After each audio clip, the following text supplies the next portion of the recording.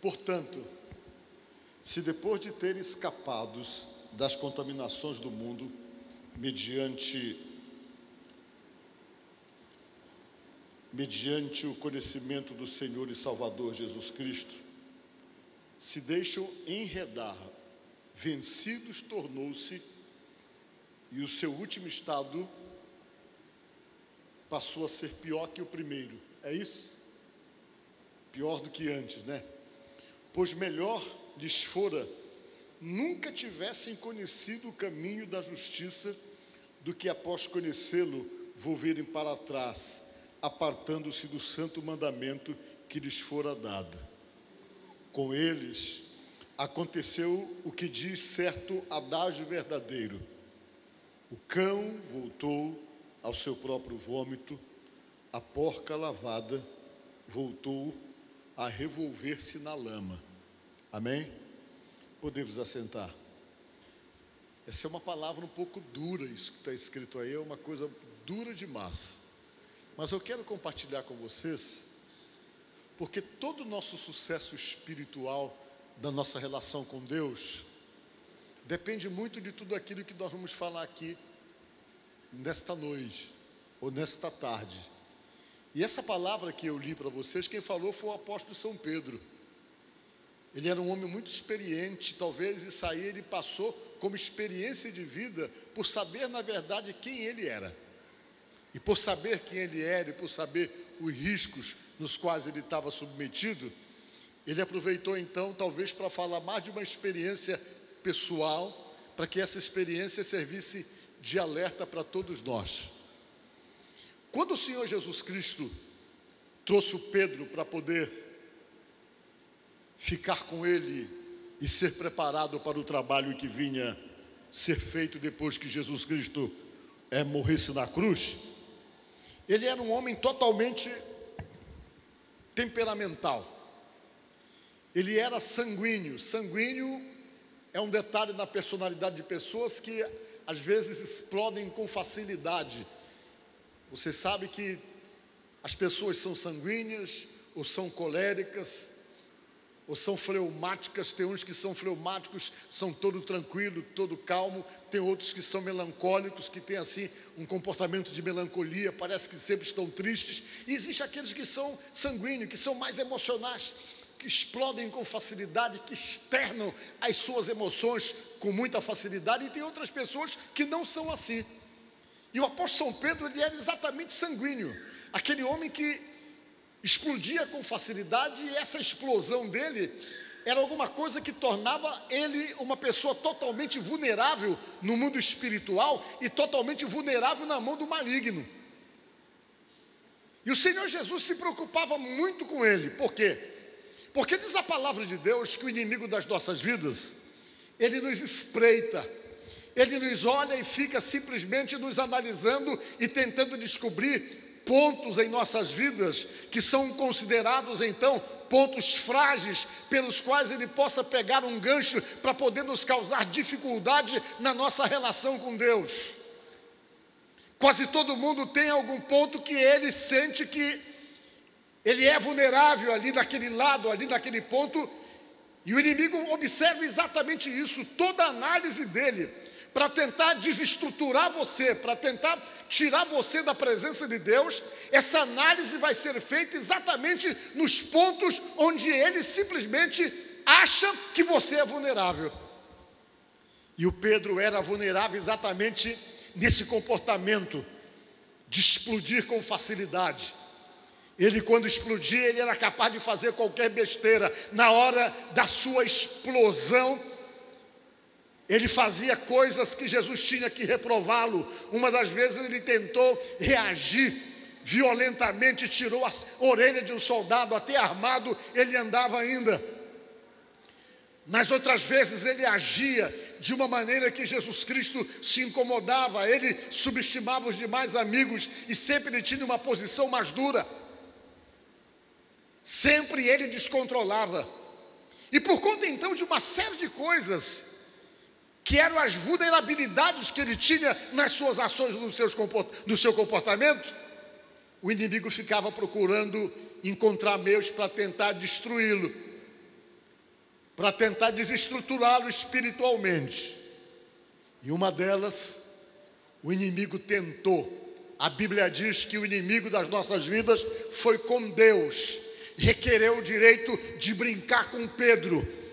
E se ele foi requerer esse direito de brincar com Pedro, ele foi fazer isso porque alguma coisa ele viu na vida do Pedro que favorecia a ação dele e que favorecia ele agir exatamente entrando na vida dele por aquela brecha que ele estava deixando. E diz a palavra de Deus que Jesus olhou para o Pedro e disse: olha, Pedro, Satanás pediu para se ir andar contigo. Ele pediu para brincar com você. Mas eu orei 3 vezes ao Pai, disse Jesus. 3 vezes ao Pai eu orei e disse: Pai, não deixa, não permita. Eu pedi para Deus não deixar, e Jesus pediu para o Pai não permitir, ainda que talvez o inimigo encontrasse legalidade para poder entrar na vida dele ali. Exatamente porque Jesus, ao conhecer Pedro, sabia da sua estrutura frágil e sabia que ele não tinha estrutura para poder suportar uma ação maligna, dado brecha a ele, por ele mesmo, porque ele não tinha como permanecer de pé. A prova é que a estrutura dele era frágil, que ele chegou a negar 3 vezes. Ele era uma pessoa igual a mim, igual a você, sujeito a fraquezas. E Jesus tinha que estar cuidando dele constantemente, porque Jesus Cristo sabia que ele era vulnerável, que era fácil o inimigo encontrar meios para poder simplesmente quebrar aquela harmonia que ele estava tendo com Deus. Da mesma forma, Jesus cuida da gente. Ele sabe quais são exatamente a fragilidade da sua estrutura emocional.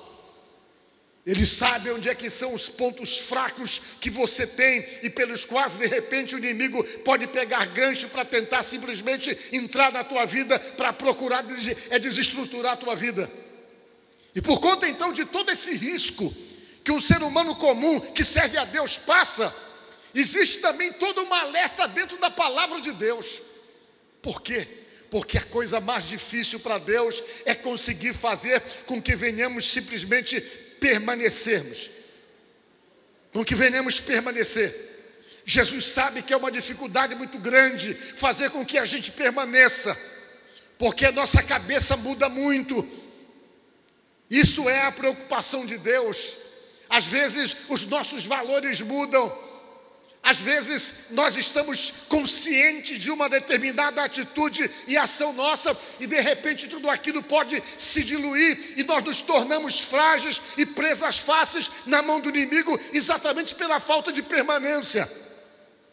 E a falta de permanência para Deus é uma coisa tão difícil quando não há essa permanência em nós, porque Ele nunca consegue terminar o que Ele começa na nossa vida. Quando a gente não consegue permanecer, que uma hora nós estamos firmes, outra hora nós não estamos mais, nós abrimos precedentes para que Deus tenha que recomeçar sempre na nossa vida e voltar a nos estruturar novamente, porque sempre as nossas estruturas estão quebrando, as nossas estruturas estão se diluindo, e Deus tem que vir e começar a nos estruturar de novo. E quando Ele está começando a estruturar para nos levar a uma posição de bênção, que exige tempo, que exige fase, que exige etapas que nós estamos vivendo, às vezes nós caímos de novo e Deus tem que voltar e começar tudo de novo, e aquilo que estava adiantado vai ter que começar do zero. Por isso que Jesus pede para nós permanecermos. Pedro, ele tinha conhecimento mais ou menos dessas coisas, e ele escrevendo, ele disse: gente, olha que eu vou dizer para vocês. Ele na experiência falou essas coisas que eu li para vocês. Se depois que vocês estiverem envolvidos com Deus, essa é o que ele falou, é a palavra que ele falou. Se depois que vocês estão conhecedores, tiverem o pleno conhecimento daquilo que é Deus, disse ele, do envolvimento que você está tendo com Ele, a ponto de ter experiências com Ele. E ele disse: vocês de repente voltarem para trás, voltarem a ser tudo aquilo que você já foi antes, da qual você saiu para começar a experimentar uma vida nova com Deus. Ele disse assim: no texto que nós lemos, é melhor que você nunca tivesse conhecido, disse ele. Porque para Deus é melhor não conhecer do que conhecer, ter conhecimento e voltar para trás, disse ele. E disse ele que quando isso acontece em nossas vidas, ele fez uma comparação muito dura. Uma comparação dura que ele fez exatamente quando nós permitimos que a nossa vida venha retroceder. Quando nós estamos vivendo aquela experiência com Deus e nos permitimos simplesmente voltar para trás, a viver tudo novamente. Ele, da experiência dele, do conhecimento que ele tinha, porque ele passou por alguns momentos difíceis. Houve um momento que ele pensou até em voltar a pescar e a romper com tudo aquilo que ele tinha vivido de experiência com Deus, e Jesus teve que cuidar dele. Jesus sabia que estava trabalhando com ele, mas Jesus sabia que ele não era convertido, que ele não tinha ainda dado uma guinada na vida dele e virado e mudado o rumo das coisas. E Jesus disse: olha, Pedro, quando você se converter de verdade, que a tua vida pegar um rumo diferente, que houver uma conversão, que sair de onde você está para uma direção diferente, você vai e apacenta meus cordeiros, você vai ser um instrumento para realmente fazer coisas grandiosas. Mas é preciso então que aconteça em você essa mudança real, e ele, Pedro, sabia disso, que muita coisa precisava mudar. Ele sabia que muita coisa na vida dele abriam precedentes para as ações malignas. E Pedro, depois então que saiu dessa fase de fragilidade, ele chegou então, escrevendo essa carta, ele explicou exatamente naquilo em que a vida dele esteve correndo risco, naquilo em que ele experimentou de alguma forma pelas fragilidades que tinha. Ele disse: olha, é melhor simplesmente não conhecer do que conhecer, se envolver com Deus e depois andar para trás. E ele fez essa comparação dura. Se permitir isso, é que nem um cachorro que volta a comer o seu próprio vômito. Se permitir isso, é que nem a porca depois de lavada, que volta simplesmente a revolver-se na lama. Quando ele disse isso, a preocupação dele era nos convencer a permanecermos. Porque ele sabia que a falta da permanência zera tudo. Tiram todas as possibilidades de progresso que Deus está tendo com respeito na forma como está trabalhando na nossa vida. Deus trabalha na nossa vida. O propósito que Deus tem, você não tem nem ideia. É tudo além daquilo que você pensa ou imagina, diz a própria palavra de Deus. Deus tem propósitos enormes com a sua vida, mas às vezes esses propósitos se atrapalham, ficam atrasados, e às vezes nem mesmo acontece em nossas vidas. Por quê? Porque nos falta exatamente esse posicionamento firme de permanência, para que Ele possa trabalhar e possa terminar o que Ele começou. Um dia, o Senhor Jesus Cristo conversava com os seus discípulos, aquela última conversa. Jesus sabia que ia morrer, ele sabia disso. E a preocupação dele era com os discípulos: como é que eles vão ficar? Qual é a estrutura que eles têm para dar continuidade a tudo isso que eu comecei junto com eles? Jesus tinha ficado com eles durante 3 anos e meio. E durante 3 anos e meio, a vida de Jesus com eles ficou somente pautada no objetivo: ensiná-los e prepará-los. Tem gente que diz assim: os discípulos não eram preparados. Não eram preparados? Eles tinham um personal mestre 24 horas. Eles andavam com Jesus, eles dormiam com Jesus. E além de andarem com Jesus e dormirem com Jesus, vocês sabem o que acontecia? Jesus passava em off tudo para eles, o que eles não entendiam quando estavam no meio do povo. Existiam parábolas que Jesus Cristo pregava, E depois, em particular, eles chegavam, a gente não entendeu. E Jesus, em off, dava a explicação para eles que não dava para ninguém. Jesus era tão preocupado em prepará-los, que Jesus deu aula para eles, direto, ensinou direto, e ainda deu aula prática. Que chegou o momento da prática, para eles colocarem em prática tudo que eles tinham aprendido. A Bíblia diz que Jesus mandou eles irem de 2 em 2, entrarem das casas e orarem pelas pessoas, e pregarem o Evangelho e fazerem a obra de Deus. E eles iam de 2 em 2, atendendo uma aula prática dada por Jesus.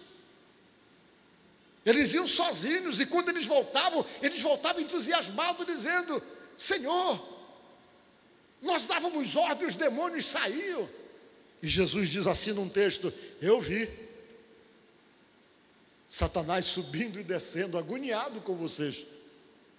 Diz o texto lá da palavra de Deus. Mas não se alegrem, porque vocês estão expulsando o demônio. Antes procurem se alegrar, porque o nome de vocês está escrito no livro da vida, disse Jesus. E eles eram treinados exaustivamente. Eles largaram tudo para serem treinados. Todos eles praticamente eram pescadores, largaram o barco de pesca. Pedro era sócio num barco de pesca. Ele deixou para lá o barco de pesca e foi andar com Jesus, para ser treinado. E Jesus tinha preocupação com eles. Jesus sabia de uma coisa, sabia que ia morrer, que a morte dele ia ser uma morte muito trágica, que o que eles iam presenciar era para abalar a estrutura emocional de qualquer um, e Jesus queria saber como é que eles iam se comportar quando eles vissem ele, o líder deles, ser morto daquela forma violenta, servindo de escárnio para todo mundo. Havia em Jesus uma preocupação que até onde a estrutura emocional deles poderia suportar tudo aquilo. Não foi fácil, mas alguns dias antes de Jesus morrer, Jesus chamou todos eles para ter uma conversa. Essa conversa está no Evangelho de João, no capítulo 15. Jesus teve uma conversa com ele para dizer o seguinte: olha, gente, primeira coisa que eu quero dizer para vocês, que vocês são os galhos e eu sou o tronco. Diga glória a Deus. Para vocês irem bem, para vocês darem frutos, vocês têm que estar ligados em mim, disse Jesus. Se vocês que são galhos não estiverem ligados em mim, vocês não têm como frutificar, falou Jesus. Vocês frutificam, se estiverem ligados em mim, vocês vão dar muitos frutos, disse Jesus. Mas para vocês poderem frutificar, vocês precisam estar ligados em mim. E além de estarem ligados em mim, vocês precisam, que isso era a principal preocupação de Jesus, permanecer. Porque se vocês querem ser abençoados, se vocês querem obter resposta de Deus para a vida de vocês, se vocês querem realmente serem pessoas abençoadas, a ponto de nem pedirem coisas para Deus, e Deus já acrescentar automaticamente na vida de vocês, é necessário que vocês permaneçam, disse Jesus. Isso está registrado em João, capítulo 15, versículo, João capítulo 15, versículo 7. Vamos ler, para que a gente possa entender melhor o que falou exatamente o Senhor Jesus para os seus discípulos. João capítulo 15, versículo 7. Se vós estiverdes em mim, e as minhas palavras estiverem em vós, pedireis o que quiserdes e vos será feito. Em outra tradução, se vós permanecerdes em mim e as minhas palavras permanecerem em vós, vocês vão pedir o que vocês quiserem e vai ser feito para vocês. Essa era a preocupação de Jesus. Se eles iam continuar firmes, se eles iam permanecer, essa era a principal preocupação, porque Jesus sabia que dependia disso, dessa permanência, para que todas as bênçãos que eles tivessem necessidades se confirmassem na vida deles. Então a permanência é fundamental. Pedro falou que não dá para voltar para trás, disse ele. Não dá para voltar. Exatamente por isso. Voltar, Deus vai ter que começar tudo de novo. A proposta da palavra é essa, que você permaneça no caminho. Se não está dando para ir andando, vai te arrastando. Se não está dando para ir se arrastando, vai de joelho, mas esteja no caminho com todas as dificuldades que você possa ter. Por quê? Porque quando você permanece no caminho, você está debaixo do quê? De uma proteção, a proteção que existe para aqueles que estão no caminho. Se você sai do caminho, você sai do alvo da proteção de Deus, e você, eu, qualquer um de nós, nos tornamos presas fáceis. Nos tornamos uma presa muito fácil para o inimigo poder então conseguir o seu grande intento e objetivo nas nossas vidas, que é criar uma situação de ruptura, de afastamento entre nós e Deus. Isso é uma coisa muito séria. A Bíblia pede para nós aprendermos isso, aprendermos a importância da permanência, aprendermos a importância de não ir para trás, de não retroceder. Aprendermos que essas atitudes fazem nós perdermos as bênçãos e fazem com que tudo que Deus está fazendo se perca, para ter que começar tudo de novo, pelo fato de nós simplesmente nos permitirmos a saída da presença dEle. E isso é tão importante nós observarmos, porque isso traz bênção para a nossa vida. Olha só quais são as propostas de Deus. Abra sua Bíblia aí, no livro de Salmos, o livro de Salmos, no capítulo, ou Salmo 92, do versículo 12 até o 15, olha só o que Deus fala.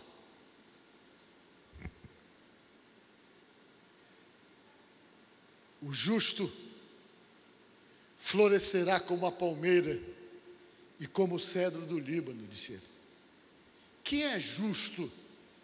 Justo é aquele que é justificado por Deus, pela decisão, pelo envolvimento, pela relação próxima.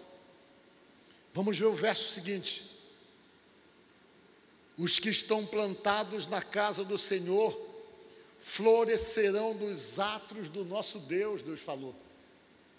A colocação de Deus é essa, que você como justo, você cresce que nem a palmeira, que nem um cedro do Líbano. Por que que Deus fala isso? Porque quando você se planta com Deus e se planta na casa de Deus, a Bíblia diz que você cresce como a palmeira. Tem palmeira que tem 30, 40 metros de altura. E a palmeira é uma árvore que tem capacidade de suportar temporal e ventos fortes. Quando o vento vem, ela enverga, vai lá embaixo, mas ela volta para o lugar dela. Por isso que tem essa comparação. O cedro do Líbano é uma árvore tão vigorosa que tem as suas raízes que se espalham a ponto que dá sustentação a toda a estrutura que ela tem. O cedro do Líbano cresce 40 metros.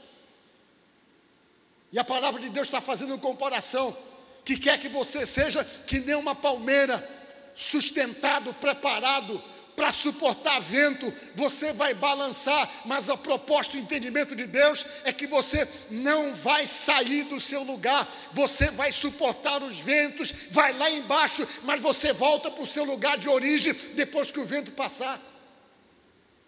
Deus quer que você seja que nem um cedro do Líbano, que espalha as suas raízes perto do ribeiro, que é bem plantado, que é bem sustentado, é inabalável. Deus quer que você seja assim, que você esteja bem plantado, porque se você estiver bem plantado, não vai haver facilidade para o inimigo arrancar você.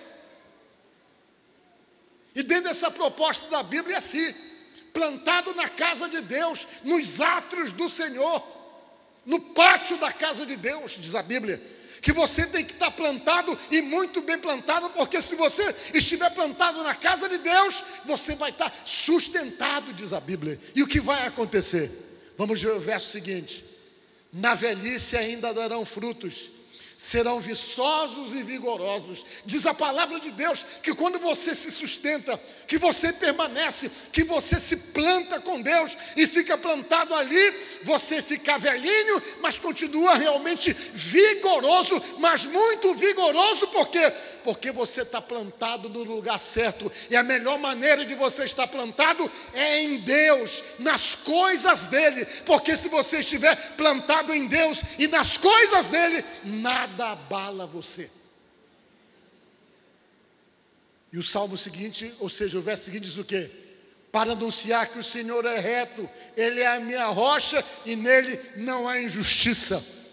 Diz a palavra que quando você permanece, que você se planta na casa de Deus e se sustenta ali, você está preparado para vento forte, você está preparado para temporal, você está preparado para as intempéries da vida, porque você está permanecendo em Deus. E quando você permanece em Deus, o próprio Jesus falou aos discípulos: você pede o que você quiser e vai ser feito para você. Isso é a Bíblia, amigos. Então, nesta tarde, terminando essa minha palavra, eu digo para você: se plante. Por quê? Não vai faltar proposta para você se arrancar do lugar que você está. As propostas vão continuar sempre. O inimigo vai vir com manjares que parecem irrecusáveis, exatamente para que você venha se desplantar, para que você não permaneça. Por quê? Porque ele sabe que enquanto você permanece, é muito difícil pegar você. Ele sabe que enquanto você está plantado, você está sustentado, e é difícil ele destruir você. Mas ele precisa que você se desplante, que você saia, que você seja arrancado do lugar onde você está plantado. Porque se ele arranca você e consegue convencer você a se desplantar, você se torna vulnerável. Por quê?